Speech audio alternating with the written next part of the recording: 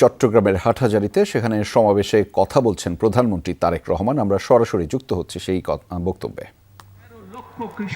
13 লক্ষ কৃষক ভাই এই উপকারটি পেয়েছে।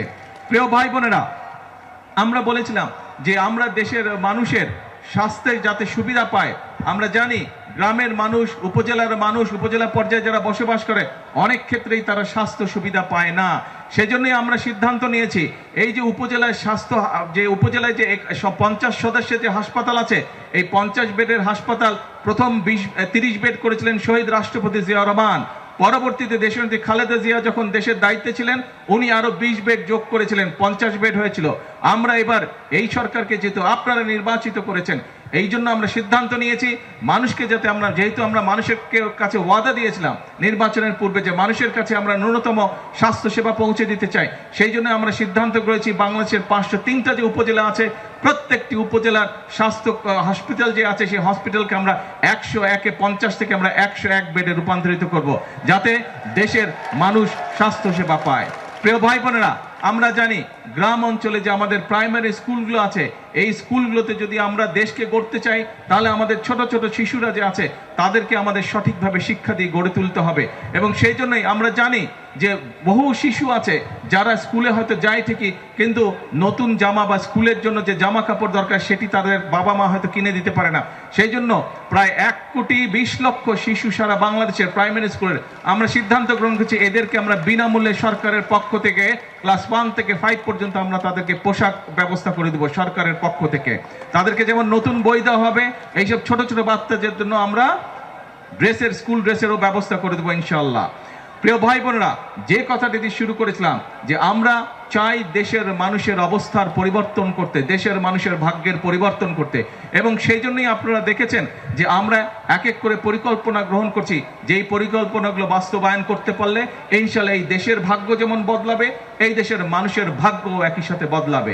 কিন্তু দেশের জন্য কাজ করতে গিয়ে, দেশের মানুষের জন্য কাজ করতে গিয়ে আমরা দেখছি কিছু সংখ্যক মানুষ আছে, এই বাংলাদেশে কতগুলো রাজনৈতিক দল আছে, আমরা দেখছি যে তারা রাজপথে বিশৃঙ্খলা সৃষ্টির চেষ্টা করছে।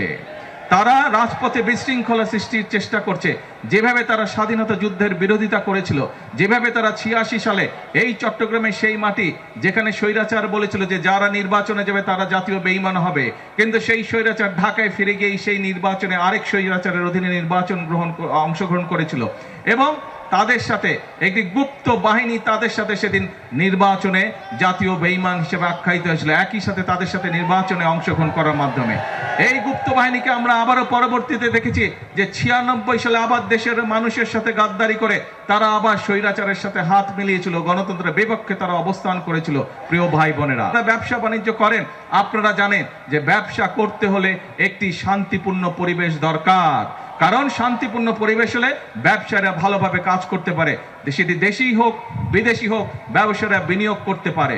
এবং যদি দেশে শিল্প কারখানা গড়ে ওঠে, ব্যবসা সম্প্রসারিত হয়, তাহলে আমার দেশের সন্তানেরা সেখানে কর্মসংস্থানের ব্যবস্থা করতে পারবে, আমার দেশের নারীরা সেখানে কর্মসংস্থানের ব্যবস্থা করতে পারবে। ফলে দেশের মানুষের আয় উন্নতি বাড়বে, দেশের মানুষের ভাগ্যের চাকা আস্তে আস্তে পরিবর্তিত হবে।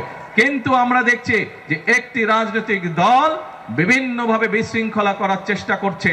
আমরা জানি বিগত স্বৈরাচার ফ্যাসিবাদের সময় বাংলাদেশের গ্যাস, বিদ্যুৎ এইসব নিয়ে তারা বিভিন্ন রকম পরিকল্পনা করেছে, যেই পরিকল্পনা মানুষের কাজে আসে নাই, যেই পরিকল্পনা ভালো ছিল না দেশের জন্য, কাউকে হয়তো বিশেষ সুবিধা দেওয়ার জন্য তাদের পক্ষে পরিকল্পনা গ্রহণ করেছিল।